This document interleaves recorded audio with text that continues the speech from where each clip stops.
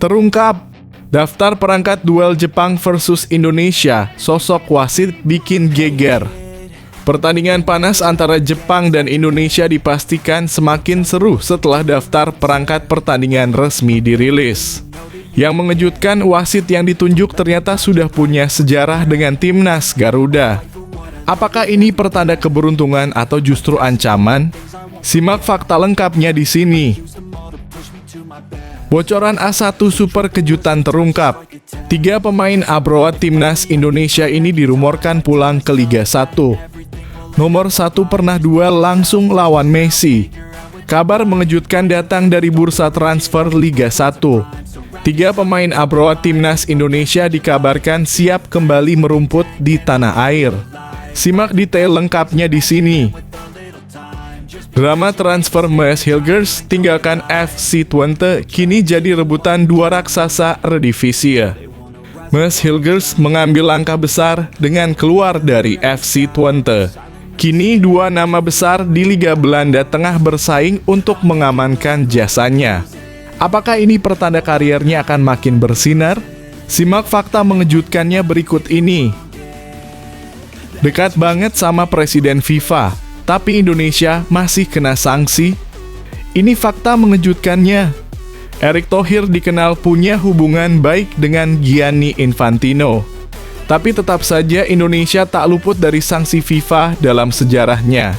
Ternyata ada lebih dari satu kasus yang bikin FIFA turun tangan. Simak ulasan lengkap dan faktanya sekarang. Geger info A1. Ini update terkini naturalisasi Mauro Zylstra, bukan sekadar formalitas. Banyak yang kira proses naturalisasi Mauro Zylstra tinggal tunggu waktu. Tapi nyatanya dia harus jalani prosedur yang cukup rumit dan penuh tantangan. Penasaran apa yang bikin proses ini jadi sorotan? Simak fakta lengkapnya di sini.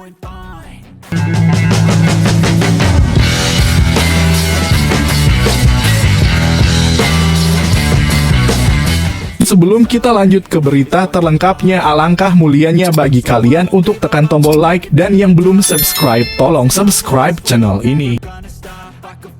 Terungkap, daftar perangkat duel Jepang versus Indonesia, sosok wasit bikin geger.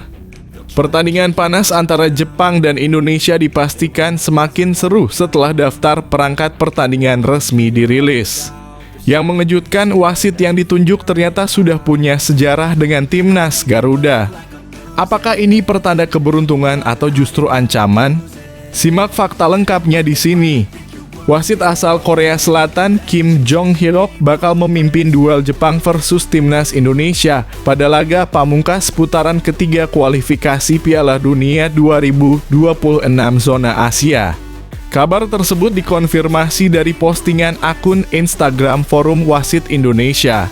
AFC resmi menunjuk wasit asal Korea Selatan Kim Jong-hyok untuk memimpin laga timnas Indonesia saat bertandang ke Jepang di pertandingan terakhir kualifikasi Piala Dunia zona Asia, tulis akun tersebut.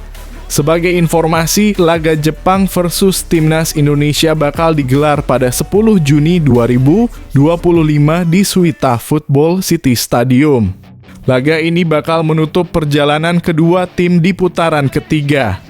Pertandingan ini tidak berpengaruh lagi untuk langkah Jepang.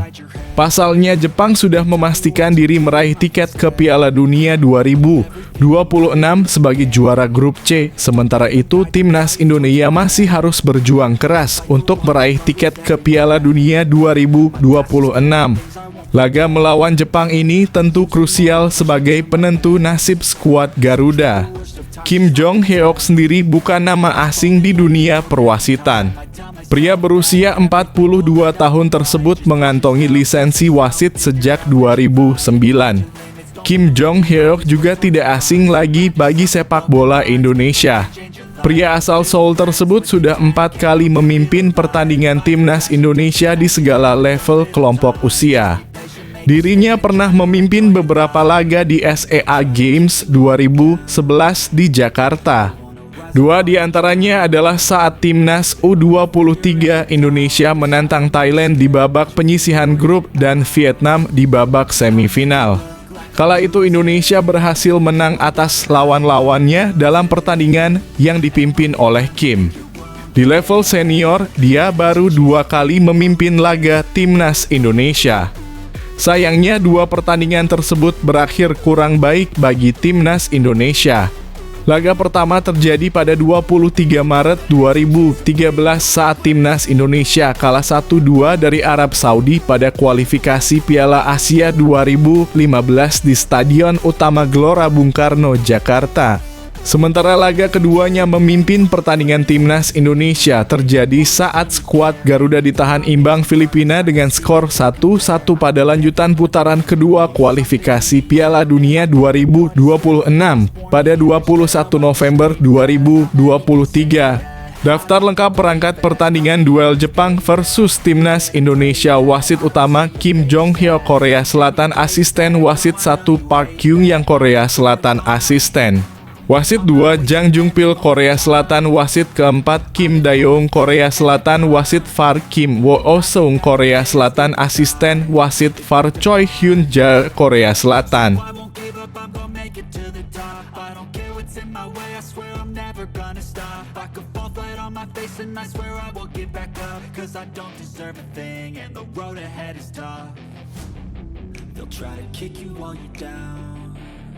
They wanna rise up while you drown.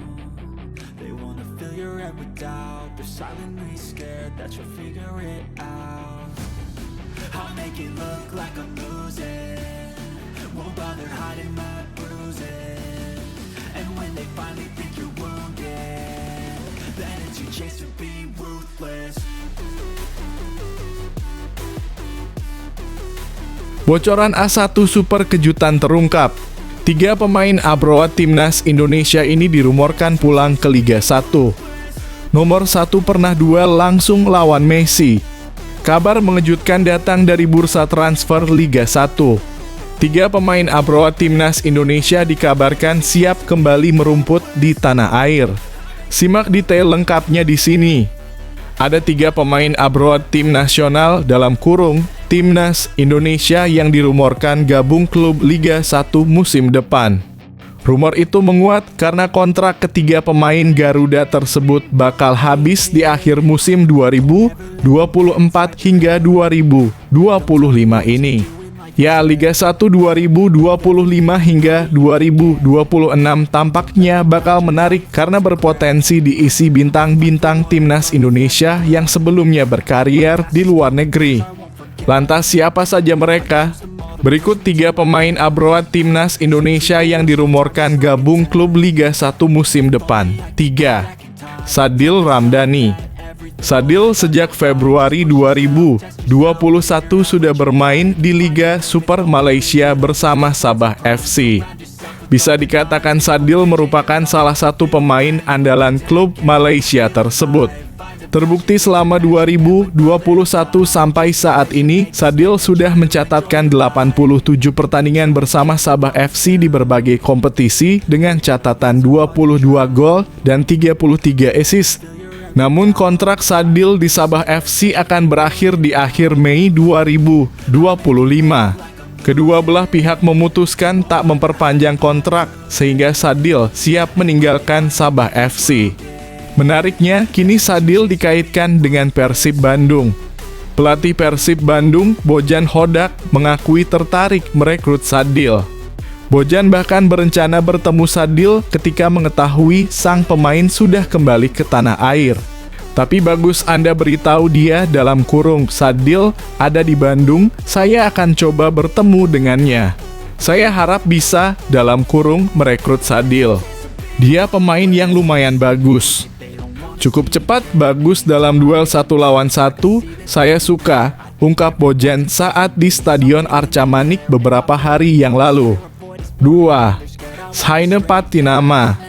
Berbeda dengan Sadil, kontrak Shaine dan Kas Open sejatinya masih ada hingga akhir Juni 2026.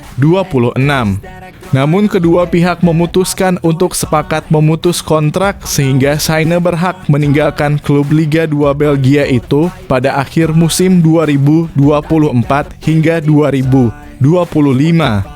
China dikaitkan dengan sejumlah tim dari klub Thailand, Buriram United, sampai klub Liga 1, Bayangkara FC.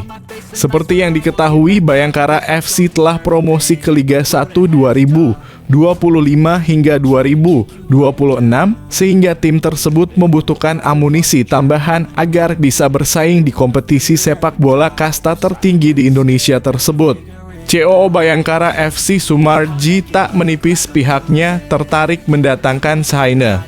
Namun, ia memastikan sejauh ini masih dibahas oleh internal tim.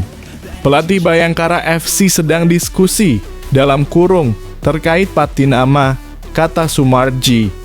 1. Jordi Amat. Kontrak Jordi Amat di Johor Darul Takzim dalam kurung JDT akan berakhir akhir Mei 2025 ini. Beredar isu bek yang pernah berduel dengan Lionel Messi dan Cristiano Ronaldo di Liga Spanyol tersebut akan singgah ke Liga 1 2025 hingga 2026. Dua klub dikaitkan dengan Jordi Amat, pertama ada Persib Bandung, lalu yang kedua ada Dewa United. Namun Jordi Amat nyatanya langsung membantah rumor tersebut karena masih ingin bersama di Liga Super Malaysia bersama JDT. Itu semua rumor kalau saya akan ke Liga 1 Indonesia. Jujur saja saya belum tahu soal status saya di JDT karena belum ada pembicaraan soal perpanjangan kontrak untuk tetap di skuad Harimau Selatan, kata Jordi dikutip dari Metro. Hal ini dikarenakan kami sebagai pemain dan juga manajemen sangat sibuk pada minggu ini mempersiapkan diri untuk final Piala Malaysia dan saya menghormati manajemen dan minggu depan akan mengetahui informasi mengenai status kontrak dan kita tunggu saja. Tutupnya.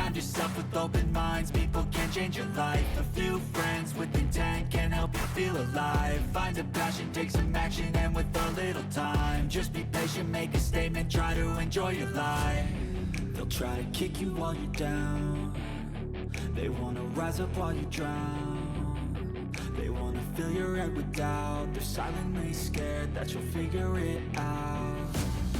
I'll make it look like I'm losing. Won't bother hiding my bruises. And when they finally think you're wounded, Drama transfer Mes Hilgers tinggalkan FC Twente kini jadi rebutan dua raksasa Eredivisie. Mes Hilgers mengambil langkah besar dengan keluar dari FC Twente. Kini dua nama besar di Liga Belanda tengah bersaing untuk mengamankan jasanya. Apakah ini pertanda karirnya akan makin bersinar? Simak fakta mengejutkannya berikut ini. Bintang tim nasional dalam kurung Timnas Indonesia, Mes Hilgers dilaporkan segera meninggalkan FC Twente di bursa transfer musim panas 2025.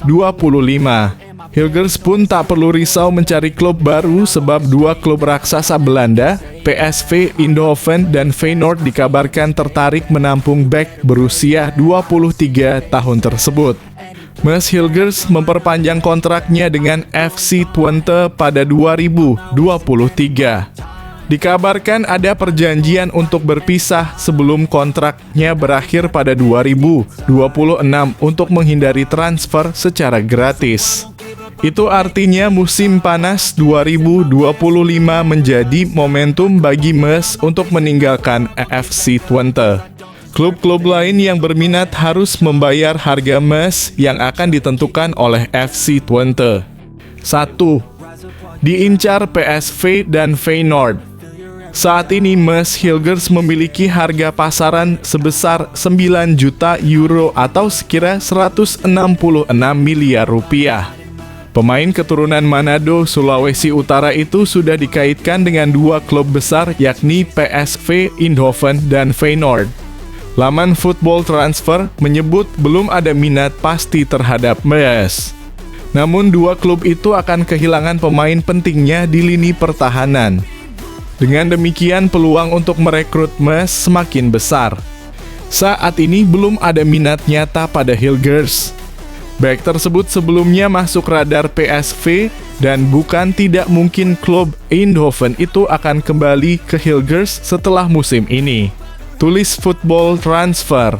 PSV akan mengucapkan selamat tinggal kepada Olivier Boschagli dan akan mencari bek yang bisa bermain di tengah kiri.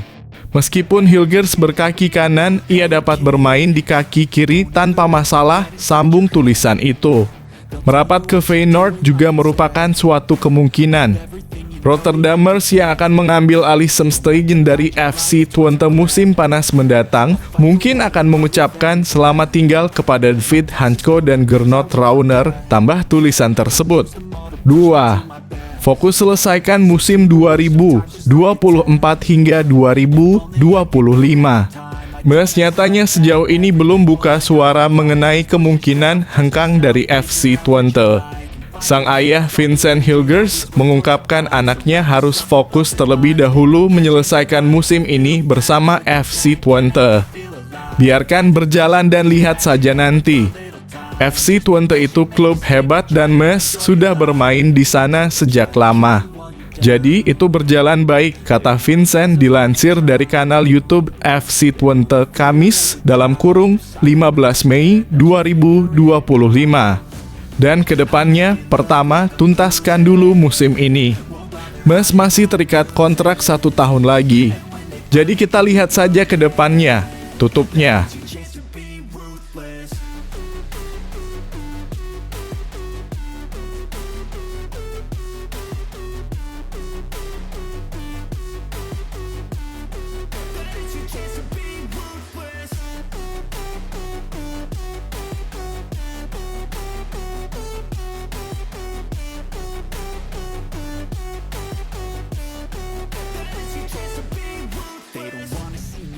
They don't wanna see me care. Anytime I make some progress, I can see that they compare. I think everyone's against me, maybe something in the air. Am I paranoid? I swear a void is forming and they're scared I walk a straight path. Not many can say that. Dekat banget sama Presiden FIFA, tapi Indonesia masih kena sanksi. Ini fakta mengejutkannya. Erick Thohir dikenal punya hubungan baik dengan Gianni Infantino. Tapi tetap saja Indonesia tak luput dari sanksi FIFA dalam sejarahnya. Ternyata ada lebih dari satu kasus yang bikin FIFA turun tangan. Simak ulasan lengkap dan faktanya sekarang. Kabar kurang menyenangkan kembali datang untuk dunia sepak bola nasional. Tim nasional Indonesia kembali harus menerima kenyataan pahit setelah FIFA secara resmi menjatuhkan sanksi terhadap Federasi Sepak Bola Indonesia (PSSI). Kali ini sanksi yang dijatuhkan oleh FIFA terbilang lebih berat dibanding sebelumnya dan menyasar langsung kepada organisasi induk sepak bola tanah air. Sanksi ini muncul setelah pertandingan antara Timnas Indonesia dan Bahrain dalam lanjutan kualifikasi Piala Dunia 2026. Dalam rilis resminya, FIFA mengumumkan bahwa PSSI dikenai 2 bentuk sanksi sekaligus. Pertama, denda sebesar 25.000 Swiss francs atau setara kurang lebih 400 juta rupiah. Kedua, pengurangan kapasitas penonton stadion sebesar 15% untuk laga kandang selanjutnya. Pengurangan kapasitas ini tentu berpotensi memberikan dampak besar, terutama bagi atmosfer pertandingan dan dukungan moral bagi para pemain timnas. Laga terdekat yang kemungkinan besar akan terkena imbas dari sanksi ini adalah saat Timnas Indonesia menjamu Cina pada 5 Juni mendatang. Kehilangan dukungan langsung dari 15% penonton bisa menjadi kerugian yang tidak kecil mengingat pentingnya pertandingan tersebut dalam konteks kualifikasi. Namun demikian, PSSI menjelaskan bahwa mereka diberi opsi alternatif oleh FIFA. Opsi tersebut adalah agar 15% kapasitas yang dikurangi itu dapat dialokasikan kepada komunitas khusus. Selain itu, PSSI juga diwajibkan untuk memasang spanduk bertema anti-diskriminasi dalam pertandingan melawan Cina sebagai bentuk kampanye positif atas nilai-nilai sportivitas dan inklusivitas dalam sepak bola. Sanksi ini dijatuhkan sebagai akibat dari tindakan diskriminatif yang dilakukan oleh sejumlah oknum supporter Timnas Indonesia saat pertandingan melawan Bahrain. Aksi yang dianggap tidak mencerminkan semangat fair play dan menghormati lawan itu dianggap mencoreng nilai-nilai yang dijunjung tinggi oleh FIFA. Yang membuat situasi ini semakin ironis adalah hubungan baik yang selama ini dikenal antara Ketua Umum PSSI, Erick Thohir, dengan Presiden FIFA, Gianni Infantino. Keduanya bahkan diketahui memiliki kedekatan personal yang cukup kuat. Namun tampaknya kedekatan tersebut tidak cukup untuk menghindarkan PSSI dari konsekuensi disipliner yang tegas dari otoritas sepak bola dunia tersebut. Pertanyaannya pun kembali muncul di kalangan publik, mengapa timnas Indonesia begitu sering mendapatkan sanksi dari FIFA, khususnya selama gelaran kualifikasi Piala Dunia 2026 ini? Faktanya dua hukuman yang dijatuhkan baru-baru ini bukanlah yang pertama bagi PSSI. Sebelumnya pada November 2024, FIFA juga menjatuhkan 4 sanksi kepada Indonesia karena pelanggaran yang terjadi dalam 3 pertandingan, yaitu saat melawan Australia, Bahrain, dan Cina. Pelanggaran pertama terjadi saat Indonesia menghadapi Australia pada 10 September 2024. Timnas Indonesia terlambat memulai pertandingan yang membuat FIFA memberikan peringatan keras. Hal serupa terjadi kembali dalam pertandingan melawan Cina pada 10 Oktober 2024. Keterlambatan memulai kick-off dalam 2 laga tersebut menyebabkan PSSI didenda sebesar Rp178 juta. Sanksi ketiga dijatuhkan kepada manajer Timnas Indonesia, Sumarji, yang menerima kartu merah karena tindakannya dalam pertandingan melawan Bahrain. Akibatnya, ia dijatuhi denda sebesar Rp89 juta dan larangan mendampingi tim dalam 1 laga berikutnya. Tak berhenti di situ, pelanggaran keempat datang dari staf kepelatihan. Asisten pelatih Kim Jong Jin dianggap melakukan tindakan tidak sportif selama pertandingan melawan Bahrain. FIFA memberikan hukuman tegas berupa larangan mendampingi tim dalam 4 pertandingan, serta tambahan denda untuk PSSI sebesar Rp89 juta. Jika ditotal sepanjang kualifikasi Piala Dunia 2026 saja, PSSI telah menerima serangkaian sanksi dengan akumulasi denda yang signifikan dan larangan-larangan kehadiran di lapangan yang tentunya merugikan dari sisi teknis. Lebih jauh lagi, ini bukan pertama kalinya PSSI berurusan dengan FIFA. Dalam sejarah panjang sepak bola Indonesia, beberapa insiden besar lainnya juga pernah mencoreng nama baik PSSI di mata dunia. Misalnya pada tahun 2023, Indonesia batal menjadi tuan rumah Piala Dunia U-Strip 20 akibat faktor non-teknis yang juga membuat FIFA kecewa dan mencoret status tuan rumah Indonesia secara sepihak. Tak hanya itu, jauh sebelumnya pada tahun 1958, Indonesia juga dicoret dari kualifikasi Piala Dunia karena menolak bertanding melawan Israel, sebuah keputusan yang dilatar belakangi oleh alasan politis. Dan tentu saja masih segar dalam ingatan publik soal pembekuan PSSI oleh FIFA pada 30 Mei 2015 akibat konflik internal antara PSSI dan pemerintah Indonesia yang dianggap mencampuri urusan federasi.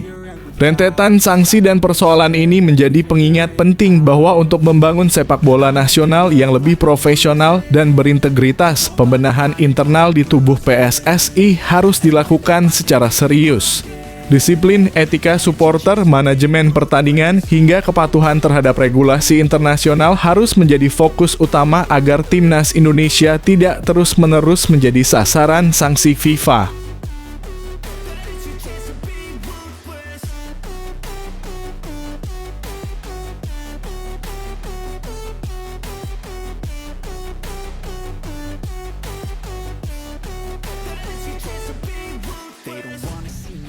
They don't wanna see me care. Anytime I make some progress, I can see that they compare. I think everyone's against me, maybe something in the air. Am I paranoid? I swear a void is forming and they're scared I walk a straight path. Not many can say that. I like to play fast, cross me and there's payback. You better pray that I don't see your face at any place that I go. I know you hate that. I've been doing fine, I'm not wasting any more time. Geger Info A1. Ini update terkini naturalisasi Mauro Zylstra, bukan sekadar formalitas. Banyak yang kira proses naturalisasi Mauro Zijlstra tinggal tunggu waktu. Tapi nyatanya dia harus jalani prosedur yang cukup rumit dan penuh tantangan. Penasaran apa yang bikin proses ini jadi sorotan? Simak fakta lengkapnya di sini. Info A1 progres naturalisasi Mauro Zijlstra untuk Timnas Indonesia. Ternyata saat ini harus mengurus satu hal ini lebih dulu. Informasi tersebut disampaikan langsung oleh YouTuber sepak bola yang kerap membahas pemain keturunan Yusa Nugraha dalam salah satu unggahan terbarunya. Dalam video tersebut, Yusa membeberkan kabar terkini mengenai Zijlstra, penyerang muda yang disebut-sebut akan menjadi amunisi baru bagi skuad Garuda. Penyerang berusia 20 tahun ini memang sudah sejak lama dikaitkan dengan Timnas Indonesia. Namanya mencuat sebagai pemain keturunan yang bermain di Belanda dan tak jarang pula Zijlstra mengungkapkan keinginannya untuk membela tanah leluhurnya. Dalam wawancara bersama media seperti Voetbal Primeur dan kanal YouTube Yusa Nugraha, Mauro secara terang-terangan menyatakan kesiapannya untuk menjalani proses naturalisasi. Menurut Yusa, Zijlstra saat ini tengah berada di titik penting dalam kariernya bersama FC Volendam. Baru-baru ini ia mendapatkan kontrak profesional dari tim utama setelah menjalani debut seniornya pada 11 Januari 2025. Sejak itu ia dipercaya tampil dalam 7 pertandingan Keukenkampioen-Divisie, kompetisi kasta kedua Liga Belanda. Aku berharap di musim depan pelatihnya itu memiliki proyek bersama Mauro dan aku rasa ini benar mempunyai proyek. Karena update terbaru itu Mauro baru saja sign kontrak profesional bersama FC Volendam sampai 2027. Kata Yusa Nugraha dalam kanal YouTube-nya. Berarti FC Volendam punya proyek bersama Mauro dan aku rasa Mauro juga punya potensi untuk bisa menjadi striker yang sangat bagus bersama FC Volendam, tambahnya. Kabar baik ini tak hanya berlaku untuk karier klub Zijlstra, namun juga untuk Timnas Indonesia. Dalam pembicaraannya dengan Mauro, Yusa mengonfirmasi bahwa proses naturalisasi masih berjalan. Namun ada satu langkah penting yang harus dibereskan terlebih dahulu oleh sang pemain. Beberapa hari yang lalu atau seminggu yang lalu, aku tanya ke Mauro saat kita ngobrol-ngobrol tentang apakah kamu dapat kabar lebih banyak tentang proses naturalisasi dengan PSSI, tutur Yusa. Dia bilang saat ini kita juga sedang melakukan proses dan dia juga melakukan proses itu dengan Fardi agen dari Timnas Indonesia. Dia juga bilang bahwa saat ini harus mengurus beberapa hal soal paspor Belandanya, imbuhnya. Selain masuk dalam radar PSSI, Mauro ternyata juga telah menarik perhatian pelatih Timnas U23, Gerald van den Burg. Yusa menyebut bahwa pelatih keturunan Belanda Indonesia itu sangat ingin membawa Zijlstra masuk dalam skuad asuhannya. Mauro juga cerita bahwa Gerald yang jadi pelatih kepala Timnas U-23 yang nanti habis FIFA Matchday akan ada turnamen bersama Timnas U23, ujar Yusa. Mauro bilang bahwa Gerald sangat tertarik atau sangat menginginkan Mauro memperkuat Timnas Indonesia U23. Jadi dari pihak pelatih, Gerald, Mauro sangat dibutuhkan di Timnas Indonesia U23, lanjutnya.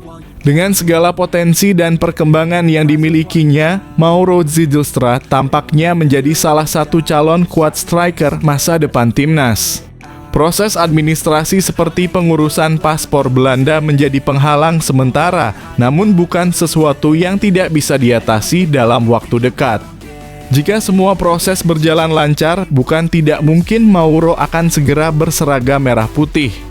PSSI hanya tinggal menunggu waktu yang tepat untuk merampungkan proses naturalisasi dan membawa Zijlstra ke dalam proyek jangka panjang Timnas Indonesia. Apakah publik akan segera melihat Mauro Zijlstra beraksi di atas lapangan mengenakan jersey Garuda? Semuanya tergantung pada perkembangan administratif dalam beberapa bulan ke depan.